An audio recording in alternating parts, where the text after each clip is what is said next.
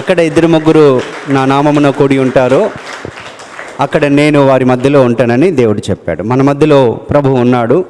ఆయనే మహిమ ఘనత ప్రభావాలు పొందడానికి అర్హుడు. నా పేరు ఇప్పుడు యదీదియా. ఇక్కడ కుర్రపాడు అనే గ్రామంలో పరిచర్య చేస్తున్నాను. కానీ నా చిన్నతనంలో నేను క్రైస్తవునిగా లేను. క్రీస్తుని ఎరగని వ్యక్తిగా ఉన్నాను. క్రీస్తు అంటే తెలియని వ్యక్తిగా ఉన్నాను. అసలు దేవుడు లేడు, దయ్యం లేదు. దేవుడు అంటే మనిషి తన జ్ఞానం పైన బుద్ధిపైన ఆధారపడి బ్రతకాలి. పిచ్చి జనాలు దేవుడు దేవుడు దయ్యం అని అంటారు అని చెప్పి అనుకుంటూ ఉండేవాడిని చిన్నతనం నుండి. అయితే నేను ఆ చదువుకున్నటువంటి దినాలలో ఇంటర్మీడియట్కి వచ్చిన తర్వాత నేను అప్పుడప్పుడే చెడు అలవాట్లకు అలవాటు అవుతున్నాను. సిగరెట్ తాగడం, ఇంటర్మీడియట్లో మందు తాగడము, బయట తిరగడము అలా చేస్తూ ఉన్నాను. నా ఇంటర్మీడియట్లోనే ఒక అమ్మాయిని ప్రేమించి ఆ విషయంలో ఎంతగానో ఇబ్బంది పడ్డాను. అయితే ఆ సమయంలో ఏంటంటే చాలా డిప్రెషన్కి లోనవ్వాల్సిన పరిస్థితులు ఏర్పడ్డాయి. ఎందుకు అంటే నాకు తెలియకుండానే నాలో ఒక రకమైనటువంటి మార్పు రావడం, పైగా ఆ అమ్మాయి విషయంలో చాలా గొడవలు జరగడము, మా ఫ్రెండ్స్కి వాళ్లకు వేరే వాళ్లకు గొడవలు జరిగి చాలా విపరీతమైనటువంటి పరిస్థితులు ఎదుర్కోవాల్సిన పరిస్థితి ఏర్పడింది.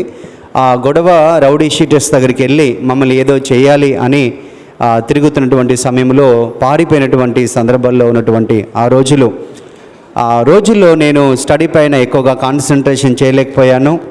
మైండ్ డిప్రెషన్లోకి వెళ్ళిపోయింది. ఒక విధంగా చెప్పాలంటే జస్ట్ బ్రతికి ఉన్నాను అనే ఒక మాట ఉంది, కానీ అసలు ఏంటో నాకు అర్థం కాని పరిస్థితి. ఆ టైంలో నా పరిస్థితిని చూసినటువంటి మా ఫ్రెండ్స్, అరే వీడేమైపోతాడో, డిప్రెషన్కి లోనయ్యాడు, ఒకవేళ వీడేమైనా అయిపోతాడేమో అని చెప్పి మా ఫ్రెండ్స్ మా ఇంట్లోకి వచ్చి చదువుకునేవాళ్ళు. నేను బుక్ ముందు పెట్టుకొని చదువుకున్నట్టుగా ఉండేవాడిని, కానీ ఎక్కడో ఆలోచన చేస్తూ ఉండేవాడిని. నా ఆలోచనలు ఎక్కడికడికో పోతూ ఉన్నాయి, అసలు ఏంటి ఈ పరిస్థితులు అని చెప్పి బాగా ఏడుస్తూ బాధపడుతున్నటువంటి ఆ సమయంలో మా ఫ్రెండ్స్, అరే చదువుకోరా నువ్వు ఇలా అయితే ఇబ్బంది అవుతారే, చదువుకోరా అని చెప్పి చాలా నన్ను ఫోర్స్ చేశారు. అయితే ఆ ఇంటర్మీడియట్ ఎగ్జామ్స్ జరిగినాయి. ఎగ్జామ్స్ జరిగిన తర్వాత వాస్తవంగా చెప్పాలంటే ఒక 3 ఎగ్జామ్సే నేను సరిగ్గా రాశాను. ఇంకొక 3 ఎగ్జామ్స్ నేను సరిగ్గా రాయలేదు. కంపల్సరీ ఫెయిల్ అవుతా. ఎందుకంటే పాస్ అయ్యే మార్కులు రాస్తే పాస్ అయ్యేవాడిని, కానీ అలా రాయలేదు.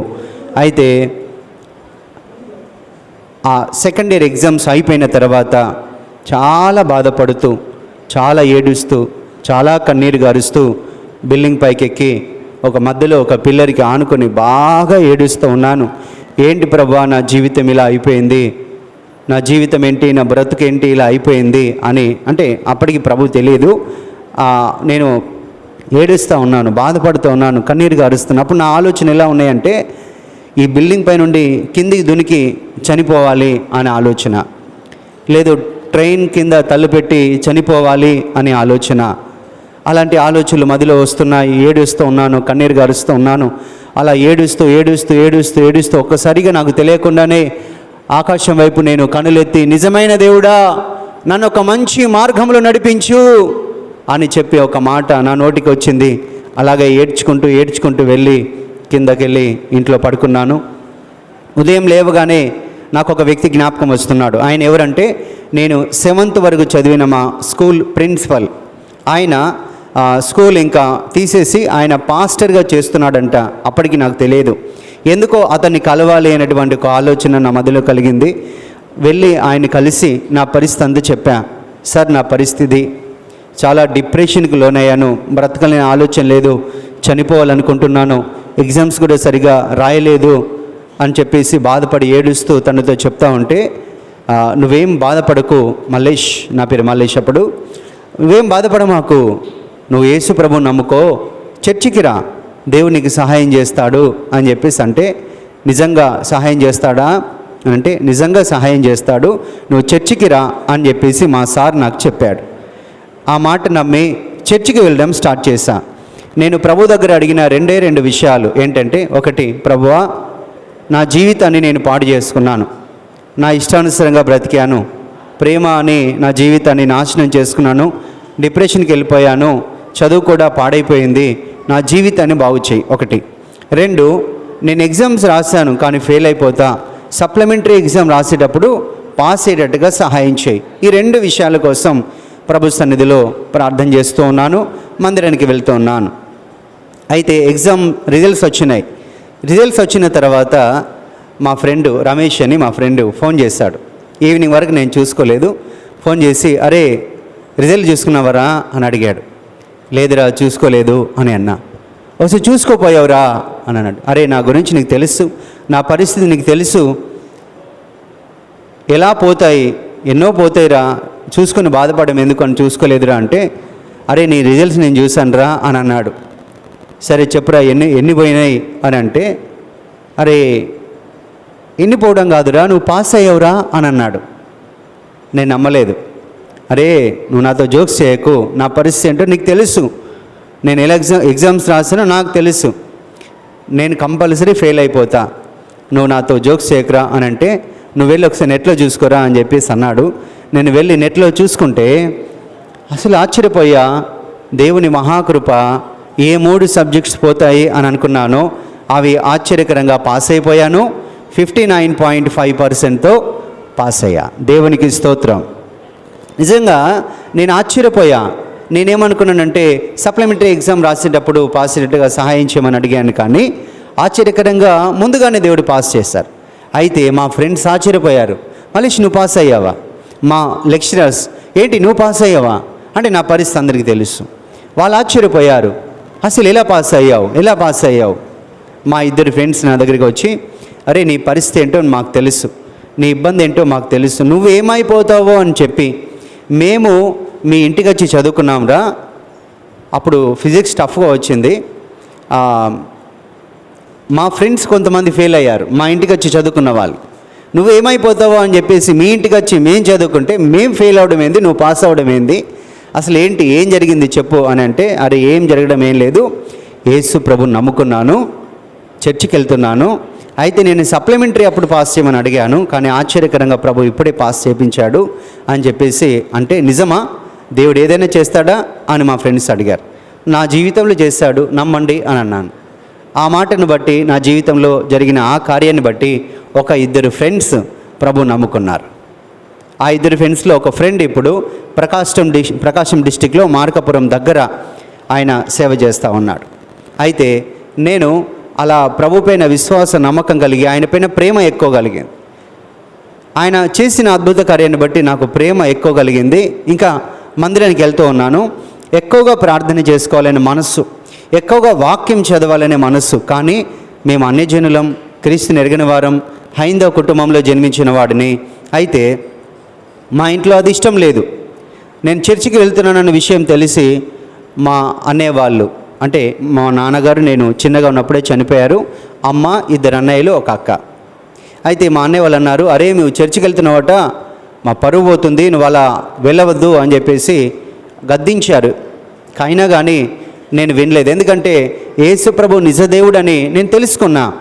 కాబట్టి వారు ఎన్ని అన్నా నేను మందిరానికి వెళ్తూ ఉన్నాను. అయితే ప్రార్థన చేసుకోవాలని ఆశ ఎక్కువగా ఉంది, వాక్యం చదవాలని ఆశ ఎక్కువగా ఉంది, కానీ ప్రార్థన చేసుకోవడానికి అవకాశం లేదు. నేను స్నానానికి వెళ్ళి బాత్రూంలోకి వెళ్ళిన తర్వాత నేను అక్కడ ప్రార్థన చేసుకోవాలో చేసుకోకూడదు నాకు తెలియదు అప్పుడు. కానీ ఆ బాత్రూంలో మోకరించి ప్రార్థన చేసుకున్న దినాలు అనేకం ఉన్నాయి. కానీ బాత్రూంలో మోకరించి ప్రార్థన చేసుకున్నటువంటి ఆ రోజుల్లో దేవుని యొక్క ప్రసన్నత, దేవుని యొక్క సన్నిధిని ఆ స్థలంలో నేను అనుభవించడం జరిగింది. ఆ తర్వాత ఆ సమయం నాకు సరిపోవట్లేదు. నేను మరి బాత్రూంలో ఎంతసేపు ప్రార్థన చేసుకోగలుగుతాం, ఇంట్లో వాళ్ళు అరుస్తూ ఉన్నారు. అయితే మా ఫ్రెండ్ నిమ్మకాయలు బిజినెస్ చేస్తారు వాళ్ళు పేరెంట్స్, వాళ్ళ షెడ్ ఒకటి ఉంటే ఆ షెడ్లో మరి ప్రార్థన చేసుకోవడానికి కొంచెం ఒక స్థలం కావాలరా అంటే వాళ్ళ పేరెంట్స్తో మాట్లాడి సరే చేసుకోండి అని చెప్పేసి అన్నారు. ఆ షెడ్లో కొద్ది నెలలు డిగ్రీ చదువుతున్న రోజుల్లో కొద్ది నెలలు ఆ షెడ్లో ప్రార్థన చేసుకోవడానికి ప్రభు సహాయం చేశాడు. ఆ డిగ్రీ చదువుతున్న రోజుల్లోనే బయట రూమ్ తీసుకున్నాను. ఒక 9 నెలలు మా ఇంట్లో ఎవరికి తెలియదు. బయట రూమ్ తీసుకొని ఆ రూమ్లో ఎక్కువగా ప్రార్థన చేసుకోవడానికి, ఎక్కువగా వాక్యం చదవడానికి ప్రభు నాకు సహాయం చేశాడు.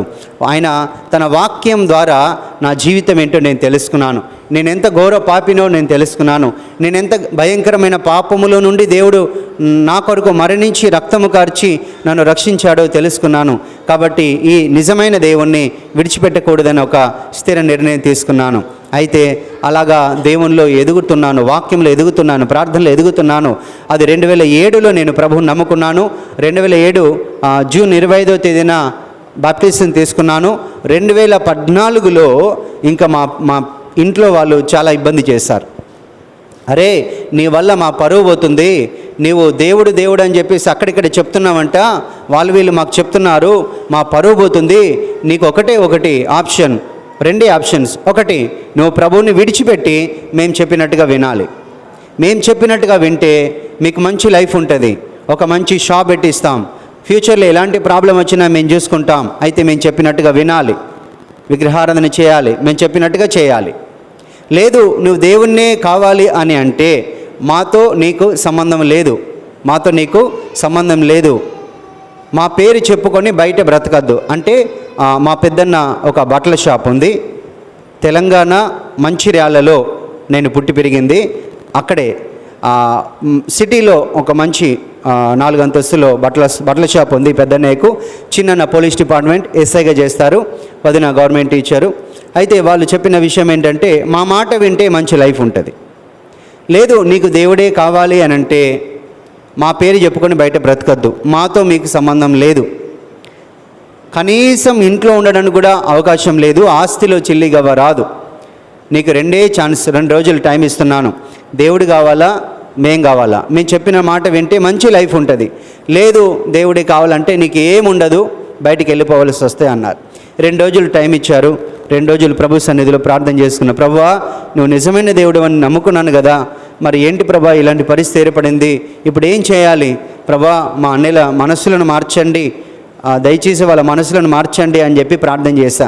2 రోజుల తర్వాత అడిగారు, ఏంట్రా ఏం డిసైడ్ చేసావు అని అంటే, అన్న దయచేసి మన నాన్నగారు చనిపోయిన తర్వాత నేను చిన్నతనం నుండి మీరే నన్ను చదివించారు, పెద్దవాడిని చేశారు, మీ మాట వినడం న్యాయమే, కానీ యేసుప్రభు నిజమైన దేవుడన్నా, ఆయన మాత్రం విడిచిపెట్టలేను అని అంటే, ఆ టైంలో మా చిన్నన్న బాగా కొట్టేసి ఇంట్లో ఉండడానికి వీల్లేదురా వెళ్ళిపో అని చెప్పేసి అన్నారు.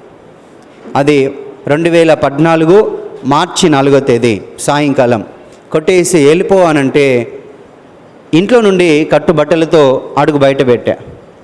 ఎక్కడికి వెళ్ళాలో తెలియదు, ఏం చేయాలో తెలియదు, ఏడ్చుకుంటూ వెళ్తున్నాను.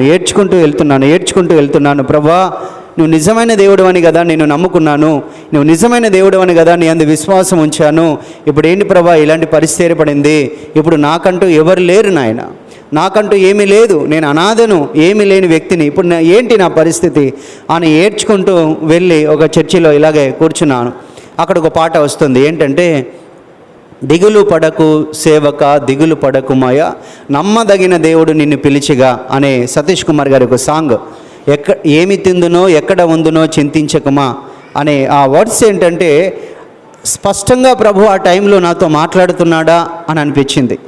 నేను నిన్ను పిలిచాను, నేను నిన్ను పోషిస్తాను అనే మాటలు నిజంగా కొంచెం ధైర్యం వచ్చింది. మా ఫ్రెండ్ తన రూమ్లోనికి తీసుకెళ్ళి ఇక్కడ ఉండు అని చెప్పేసి ఆ రూమ్లో ఉండడానికి నాకు అవకాశం ఇచ్చారు.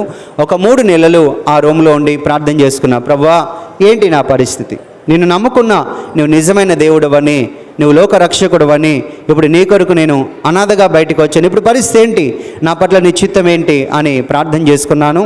అయితే ఆ టైంలో దేవుడు ఒక దర్శనం అనుగ్రహింపచేసి ఒక 2014 జూన్ నెలలో గుంటూరులో ఒక ప్రేయర్ మీటింగ్లో నేను పాల్గొన్నాను. ఆ ప్రేయర్ మీటింగ్లో దేవుడు వాక్యం ద్వారా స్పష్టంగా దేవుడు నాతో మాట్లాడారు వాక్యం ద్వారా. నేను మనుషులను బట్టే జాలరిగా చేస్తానని, అదేవిధంగా 41వ యెషయా 9-10 వచనాల్లో ఉంటుంది. నీవు నా సేవకుడవు అనే మాట. ఆ మాటలను బట్టి దేవుడు నాతో మాట్లాడి నన్ను బలపరిచాడు. నా సేవకు నేను ఎన్నుకున్నానని ప్రభు చెప్పాడు. సరే అని చెప్పేసి ప్రభువా నీ చిత్తం అని చెప్పేసి అన్నాను. అయితే నీ సేవ చేయడానికి నాకు తగిన జ్ఞానం లేదు, నేను సరిగా మాట్లాడలేను, నా వల్ల కాదు ప్రభువా అని చెప్పేసి అంటే, నీవు నాకు లోబడు, నీలో నేనుండి నేను ప్రకటించుకుంటా, నువ్వు లోబడు అని చెప్పేసి అన్నాడు. సరే ప్రభువా నువ్వు మాట అన్నావు కాబట్టి నేను నీకు లోబడతానని చెప్పేసి ఆయనకు నా జీవితాన్ని సమర్పించేసాను. ఆ తర్వాత నేను ఉన్నటువంటి కొర్రపాడు గ్రామంలో సేవ చేయడానికి వచ్చాను. దేవుని మహాకృపను బట్టి ప్రభు చిత్తానికి, ప్రభు సేవకు నా జీవితాన్ని సమర్పించా. అప్పటికి నాకు మ్యారేజ్ కాలేదు. అయితే 2014లో నేను ఇక్కడికి వచ్చాను. 2015లో మ్యారేజ్ చేసుకోవడానికి దేవుడు అవకాశం ఇచ్చాడు. అయితే 2012లోనే నేను విశ్వాసిగా ఉన్నటువంటి దినాల్లోనే ఒక సేవకునికి నా వివాహ విషయాన్ని బయలుపరిచాడు. ఆ అమ్మాయిని కూడా దేవుడు చూపించాడు. దాని తర్వాత నేను కూడా మోకరించి ప్రార్థన చేసి ప్రభువా నిశ్చితం ఏంటి అని చెప్పేసి ప్రభుని అడిగాను. ప్రభు కూడా స్పష్టంగా ఆ నిరూపణ ప్రభు మాకు ఇచ్చారు.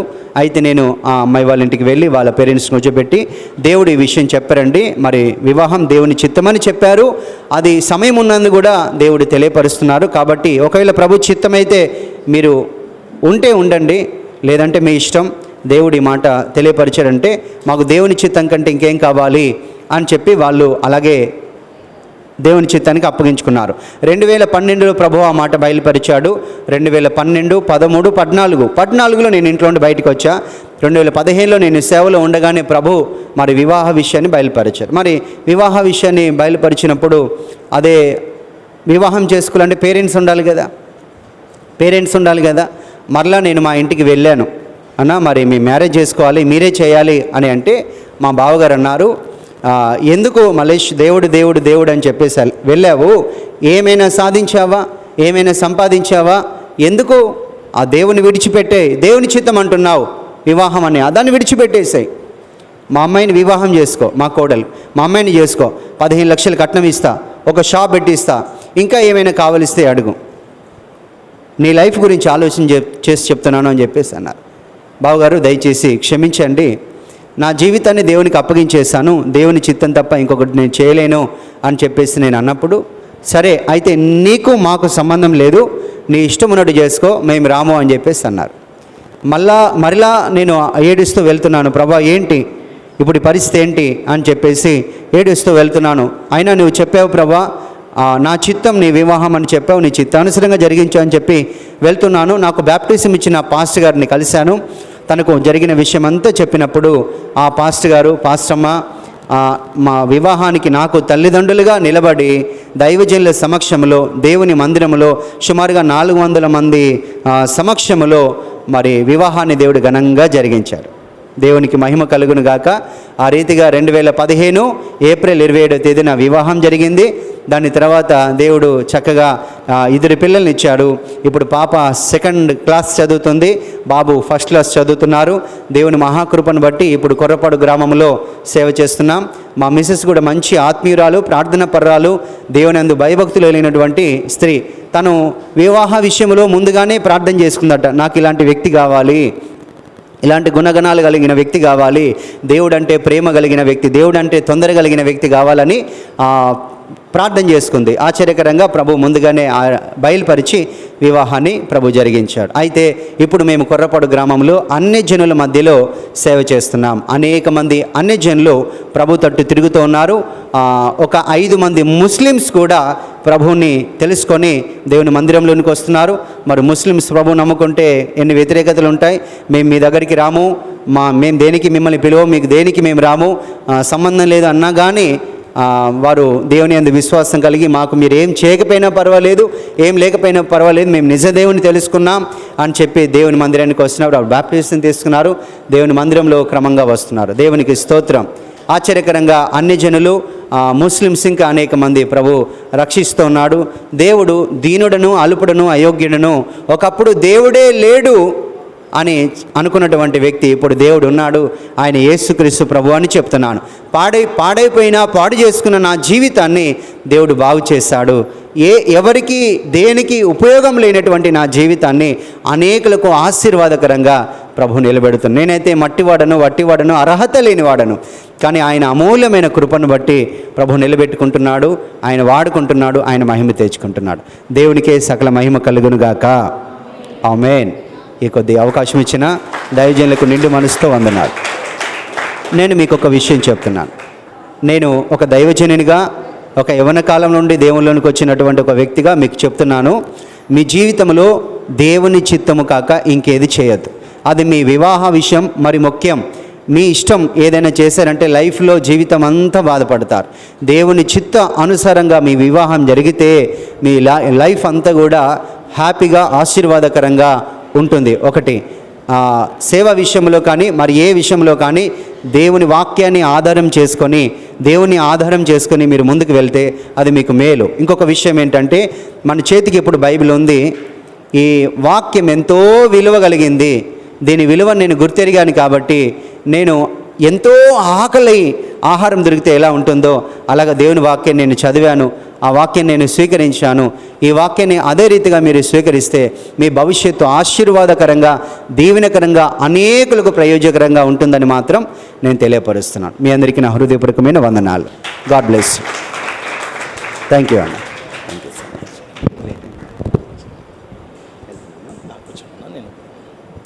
థ్యాంక్ యూ అన్న. ఓకే, చూసారా అన్న జీవితకాలంలో జరిగిన సంఘటనలు. మన జీవితంలో కూడా యవనస్తులుగా అనేక కోరికలు, స్వేచ్ఛని కోరుకోవాలని ఆశగా ఉండిద్ది. కానీ ఈ యవనకాల జీవితం దేవుని చేతిలో పెడితే దేవుడు అద్భుతంగా వాడుకుంటాడు. భౌతికంగా వాడుకుంటాడు, తన పరిచర్యలో వాడుకుంటాడు, ఆత్మీయంగా దేవుడు వాడుకుంటాడు. సో మనం యవనస్తుల ఎరుషలేం సంఘ యవనస్తుల తరపున ఎదిద్యానికి ప్రత్యేకమైన హృదయపూర్వక వందనాలన్న. థ్యాంక్ యూ అన్న, థ్యాంక్ యూ సో మచ్. సాక్ష్యం కొరకు మన మధ్యలో సంఘ పెద్దలు మరి డేవిడ్ అన్నగారు వచ్చి సాక్ష్యం కొరకు ప్రార్థన చేస్తారు. ఆ తరువాత డేవిడ్ అన్న రండి. ఆ తరువాత ఒక 10 నిమిషాలు టీ బ్రేక్ ఉండిద్ది మనకి. దేనికి break? Tea break. Tea break అనంతరం మనకి మరి సేవకులు మన మధ్యకు వచ్చారు. అన్నగారు మంచి వర్తమానాన్ని అందిస్తారు. ఇది ఎవ్వరు మిస్ అవ్వద్దు. మేము ప్రయాసపడిందల్లా ఈ యొక్క సాక్ష్యం గురించి, ఆ యొక్క వర్తమానం గురించి. కేవలం టీ బ్రేక్ మాత్రమే తీసుకున్నాం, బయటికి వెళ్తానికి కాదు. ఓకేనా? బయట మీకు టీ అందజేస్తారు సహోదరులు, సహోదరీలు. మీరు టీ తాగి ఓ పాట పాడే క్రమంలో ఇక్కడికి వచ్చి కూర్చోండి.